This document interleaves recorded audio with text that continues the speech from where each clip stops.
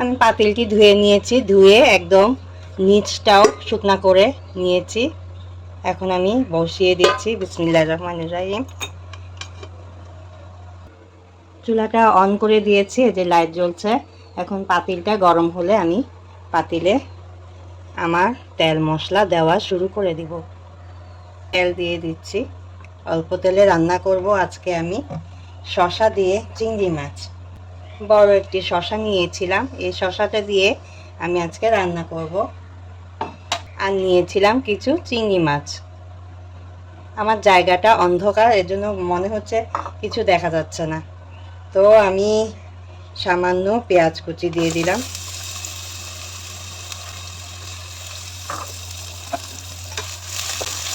আমার মাল্টি কুকারে আজকে প্রথম রান্না করছি, সহজ একটি রান্না, শসা দিয়ে চিংড়ি মাছ। ঝটপট রান্না হয়ে যাবে। এই গরমের মধ্যে খুবই স্বাস্থ্যকর এবং পুষ্টিকর একটি খাবার, সবাই এটা পছন্দ করে। তো মাল্টি কুকারে এই প্রথম আমার রান্নার অভিজ্ঞতা, চুলার মতোই একদম। দিয়ে দিয়েছি পেঁয়াজ। পেঁয়াজটা ভাজা ভাজা হয়ে গেলে আমি এর মধ্যে চিংড়ি মাছটা দিয়ে দিব। দিয়ে দিচ্ছি চিংড়ি মাছগুলো।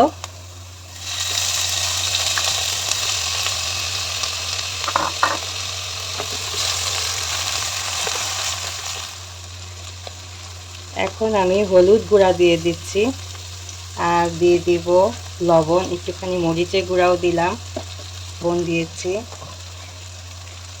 চিংড়ি মাছগুলোকে ভেজে নিয়ে শসাগুলো দিয়ে দিব। একদম অল্প মশলায় আজকে এই রেসিপিটি হবে, বেশি মশলা দিব না। সবসময় বেশি মশলা রান্না খেতেও ইচ্ছা করে না, মনে হয় হালকা কোনো খাবার খাই। এই যে চিংড়ি মাছগুলো ভাজা হয়ে গেছে, ঘ্রাণ বার হচ্ছে। চিংড়ি মাছের ভিতরে আমি এই শসাগুলো দিয়ে দিচ্ছি।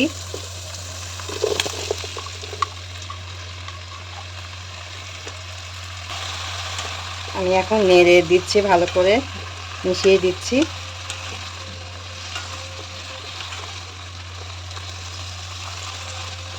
সবাই এই রেসিপিটি নিশ্চয়ই খান, কিন্তু আমি আমার মতো করে আজকে কম মশলা দিয়ে রান্না করেছি, মানে রান্না করছি।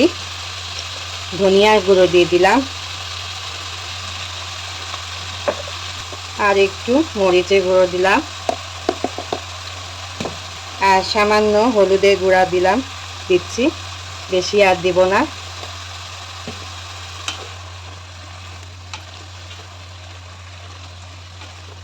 এখন নেড়ে চেড়ে ঢাকনা চাপা দিয়ে দিব, এটাকে ভালো মতো কষানোর জন্য। ভালো মতো কষে এলে প্রয়োজন মতো পানি দিব, এবং লবণটাও তখন চেক করে দেখব।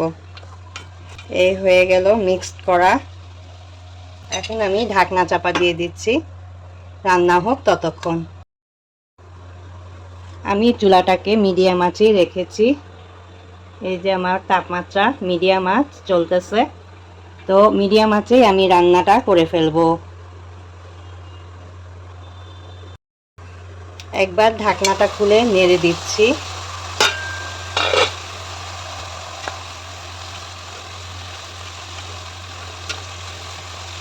গ্যাস না থাকায় এই মাল্টি কুকারটি আমি মিয়াকো কোম্পানি থেকে কিনে নিয়ে এসেছিলাম। তো আমার অনেকটাই পরিশ্রম সার্থক হবে, মানে সময়ও বাঁচবে।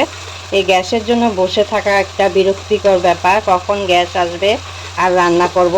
তাই আমি আজকে গিয়ে এই কুকারটি কিনে নিয়ে এসেছি। তো আশা করছি এটা খুবই কাজে দিবে। তো আপনাদের যদি পছন্দ হয় নিশ্চয়ই আপনারাও কিনতে পারবেন এবং রান্না করে খেতে পারবেন একদম চুলার মতোই। শুধু মাত্র বাড়ানো কমানো নিজের হাতে করতে হবে। চুলাটা বাড়ানো অথবা কমানো সব কিছুরই সিস্টেম আছে, নিজের থেকে এটা করতে হবে। ফিরে এলাম কিছুক্ষণ পর, আমার তরকারিটা কষানো হয়ে গেছে।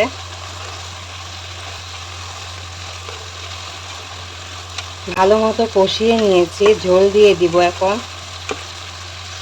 শসাটাকে সিদ্ধ করার জন্য।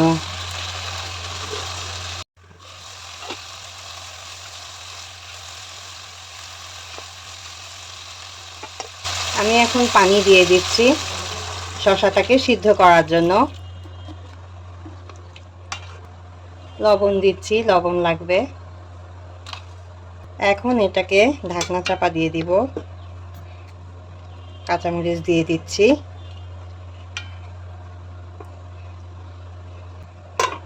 ফিরে আসছি আরো কিছুক্ষণ পর। এই তো হয়ে গেল আমার রান্না। কেমন হলো আমার আজকের রান্না অবশ্যই ছোট্ট একটি মন্তব্য করতে ভুলবেন না যেন। সিদ্ধ হয়ে গেছে। তো এই হলো আজকে আমার মাল্টি কুকারে রান্না বান্না, শসা দিয়ে চিংড়ি মাছ। আজকের মতো বিদায় নিচ্ছি। সবাই সুস্থ থাকবেন, ভালো থাকবেন। আল্লাহ হাফেজ।